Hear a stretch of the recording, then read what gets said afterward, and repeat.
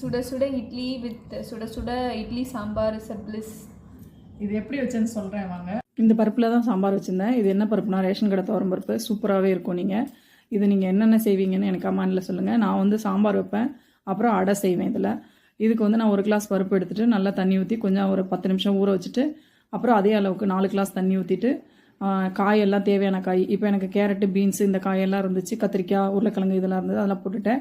அப்புறம் வெங்காயம் தக்காளி பச்சை மிளகாய் இதெல்லாம் போட்டு கொஞ்சம் கருவேப்பிலை போட்டு உப்பு மஞ்சத்தூள் பெருங்காயத்தூள் இதெல்லாம் சேர்த்து மிளகாத்தூள் எல்லாத்தையும் சேர்த்து நல்லா ஒரு 3 விசில் விட்டுட்டேன்.